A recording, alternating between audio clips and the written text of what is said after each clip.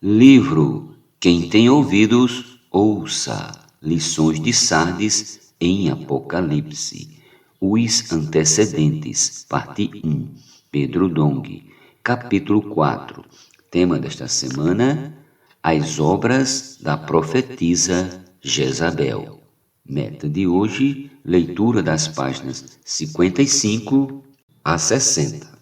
As obras da profetisa Jezabel. Dando continuidade ao estudo dos antecedentes de Sardes, neste capítulo nos aprofundaremos um pouco mais nas dificuldades enfrentadas pela Igreja devido à perda do encabeçamento de Cristo. A vontade de Deus é que Cristo encabece todas as coisas. Para que isso aconteça, a Igreja deve guardar sua palavra, visando conquistar toda a terra para o Senhor. Em virtude disso, ele escolhe e distribui, como lhe apraz, a função de cada membro do corpo. Portanto, Cristo escolhe seus profetas. Um servo de Deus, ao assumir essa função, enfrenta muitas adversidades. Talvez isso ocorra por causa dos ensinamentos heréticos de Jezabel, os quais no tempo da igreja em Tiatira promoveram uma crença supersticiosa, além de mentiras, imundície e prostituição. Por isso, os que pagaram o preço para pregar a palavra da verdade experimentaram sofrimentos sem precedentes. Ao rever a história da igreja, podemos ver nossa própria história no decorrer dos séculos. Conhecer o pano de fundo desses 20 séculos de história nos possibilita ter um senso de localização. Dessa forma, como um GPS, podemos localizar em que estágio da vida cristã estamos e descobrir que direção seguir diante da iminente volta do Senhor.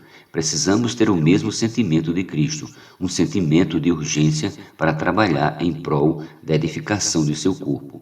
Após 2000 anos de decadência desse último século, o Senhor tem restaurado a igreja, o que indica que o fim está próximo. Por isso é importante que sejamos orientados pelo Senhor quanto à direção que devemos seguir. Cristo encabeçará todas as coisas.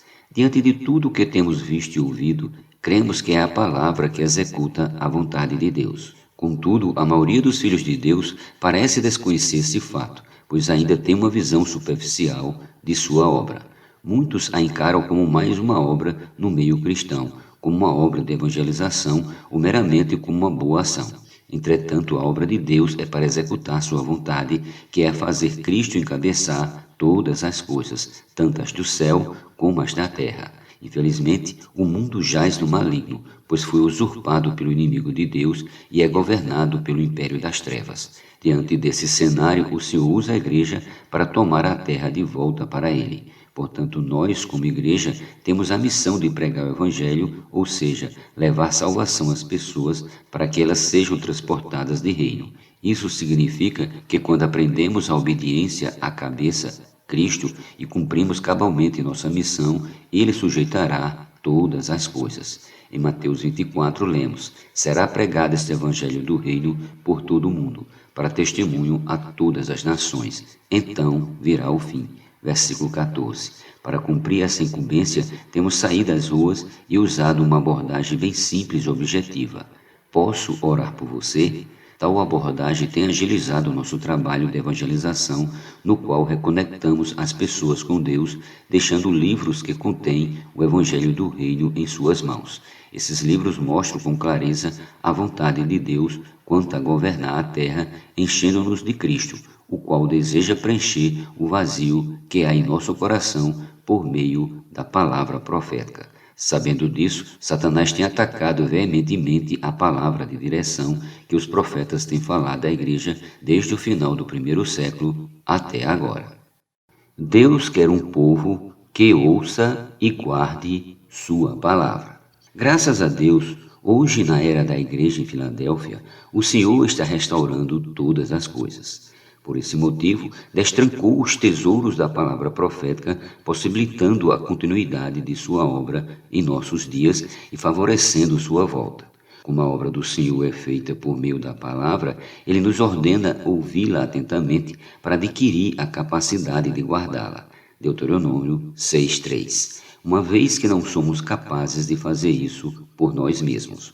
Ainda em Deuteronômio lemos: ouve Israel, o Senhor nosso Deus é o único Senhor. Deuteronômio 6:4. Ou seja, não ouça outras vozes. Não pense que a palavra de Deus é só mais um ponto de vista ou uma alternativa a ser seguida. Não, a palavra de Deus é lei, é uma ordem. Portanto, devemos guardá-la, segui-la e obedecê-la, a fim de nos enchermos do amor de Deus para amar as pessoas. É assim que ele trabalha em nós, e o resultado é a construção de um tecido de amor. Esse tecido é bem ajustado, vinculado e consolidado. É a perfeita união de Deus com seu povo. Deus ordenou que guardássemos sua palavra a fim de ganhar força para entrar na boa terra e possuí-la. Ele distribuiu uma porção dessa terra para cada um de nós e prometeu que, se guardamos seus mandamentos, não só nossos dias serão prolongados, mas também desfrutaremos dos frutos dessa terra e seremos próximos nela. Sabe por quê? Vejamos.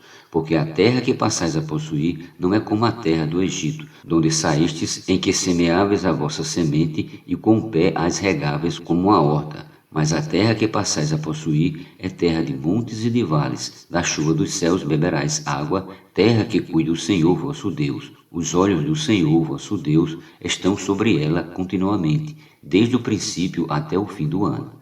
Se diligentemente obedeceres aos meus mandamentos que hoje vos ordeno, de amar o Senhor vosso Deus e de o servir de todo o vosso coração e de toda a vossa alma, darei as chuvas da vossa terra a seu tempo, as primeiras e as últimas, para que recolhais o vosso cereal e o vosso vinho e o vosso azeite. Deuteronômio capítulo 11, versículos do 10 ao 14.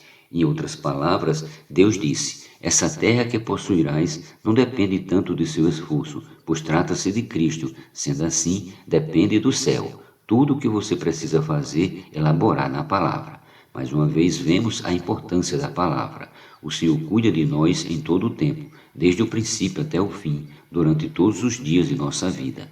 Enquanto imergimos na palavra, inculcando-a e guardando em nosso coração, Deus faz sua obra por nós e em nós. Sabe o que ele requer? Que não reguemos a terra com o pé, mas que obedeçamos a seus mandamentos, que gravemos sua palavra em nós. Se assim fizermos, Deus dará as chuvas da vossa terra a seu tempo, as primeiras e as últimas, para que recolhais o vosso cereal e o vosso vinho e o vosso azeite. Deuteronômio 11:14. Quantos benefícios teremos se cumprirmos a palavra de Deus? Não precisamos regar, temos apenas de inculcar a palavra em nosso coração. O Senhor dá tanta importância a isso que diz: ponde, pois, estas minhas palavras no vosso coração e na vossa alma. Atai-a por sinal na vossa mão, para que seja por frontal entre os olhos. Ensinai-as a vossos filhos, falando delas assentado em vossa casa e andando pelo caminho, e deitando-vos e levantando-vos. Escrevei-as nos umbrais de vossa casa e nas vossas portas, para que se multipliquem os vossos dias e os dias de vossos filhos na terra, que o Senhor, sob juramento, prometeu dar a vossos pais, e sejam tão numerosos como os dias do céu acima da terra. Porque se diligentemente guardardes todos estes mandamentos, que vos ordeno para os guardardes, amando o Senhor vosso Deus, andando em todos os seus caminhos, e a ele vos achegardes. Deuteronômio capítulo 11, versículo do 18 ao 22. A única exigência de Deus é que nos aproximemos dele, inscrevendo sua palavra em nosso coração. Devemos dormir e acordar ouvindo a palavra profética e fazendo a imersão. Dessa forma, o Senhor cuidará de nossas necessidades, desde a semeadura até a colheita. Se tivermos tal visão do negócio de Deus, não precisaremos preocupar-nos, pois saberemos que Ele cuidará de nós. Nosso Deus não é Deus de castigo, Ele nos quer bem, por isso quer que nos acheguemos a Ele. Além disso, promete que nos dará toda a terra que a planta de nosso pé pisar. Versículo 24.